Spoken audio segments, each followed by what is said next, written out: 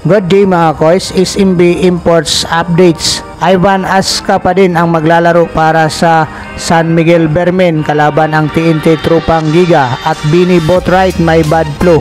Baka COVID na daw. Ito ang ating pag-uusapan sa video natin ito. Ngunit kung bago ka pa lang sa aking munting YouTube channel ay humihingi po ako ng likes, share and subscribe. Maraming salamat po. So ito nga mga koys ang PBE team standing.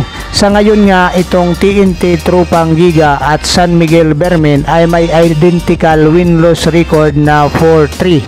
Kaya itong dalawang kupunan ay magtatapat nga ito ngayong araw para sa labanan sa ika-4 na pwesto kasama itong Northport Batangpier na kung sakasakali kung sino ang mananalo sa dalawang kupunan nito ay aakyat sa 5-3, which is identical win-loss record din kasama itong Northport Batangpier sa pang-4 na pwesto. So malaking pinaglalabanan nito dahil itong top 4 dito nga sa PBE Commissioner's Cup ay magkakaroon ng twice to beat advantage dito nga sa pagpasok ng playoffs. Kaya itong laban ng TNT Tropang Giga at saka itong San Miguel Bermen ay malaking bagay nga itong kanilang paglalabanan dahil nakataya nga dito ang pag-angat nila dito sa PBE Commissioner's Cup team standing at saka yung magandang kalagayan nila dito sa playoffs.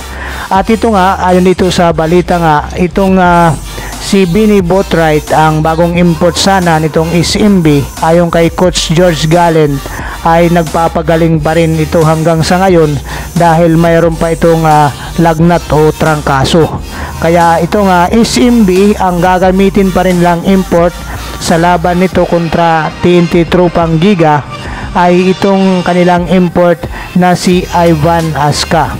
So hindi naman masama ang loob ni Ivan Aska dahil alam naman niya na pinag-usapan na nila ito ng team management at saka itong mga coaches patungkol nga dito sa pagpapalit ng import ng SMB.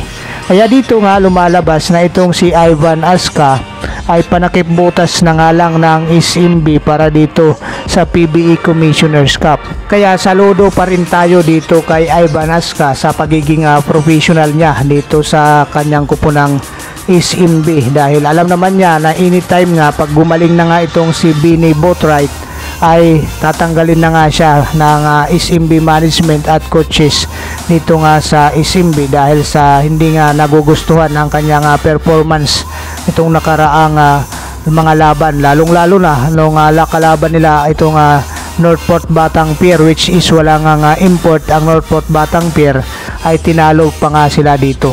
Kaya simula noon ay na-trigger na nga itong SMB management at ayon nga dito kay SMB team manager G. Abanilla ay naghanap nga agad sila ng kapalit at napag-usapan na nga mismo ito kasama yung SMB coaching staff patungkol nga dito sa pagpapalit nila ng import. Pero sa ngayon nga ay no choice pa nga sila dahil gagamitin nga muna nila itong si Ivan Aska dito sa laban ng SMB at saka TNT Tropang Giga. Dahil ito si Bini Boatwright ang kanilang bagong import sana ay may iniinda pang ang lagnat sa ngayon kaya hindi pa nga ito makakapaglaro.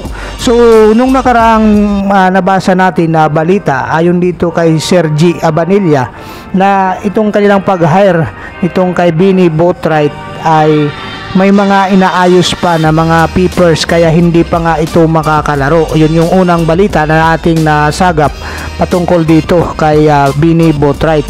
So ngayon naman naiba naman itong balita naman ay patungkol naman dito sa pagkakaroon ng bad flu nitong si Bini Boatwright kaya sa kasalukuyan ay nagpapagaling pa nga ito at ayon pa nga dito sa naging post ng sa FB page ng San Miguel Bermen ay mayroon ngang sinasabi nila baka nga daw ito ay may COVID na kaya may baka makahawa pa nga daw itong si Bini Boatwright.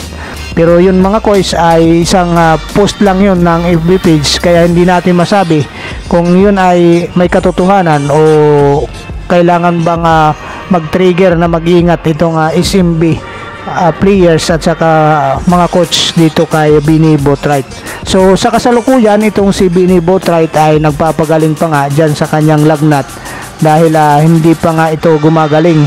So simula noon nung dumating ito dito sa Pinas, ganun na ang kanyang nararamdaman. Kaya itong si Bini Boatwright ay hindi pa rin makakatulong para dito sa SMB.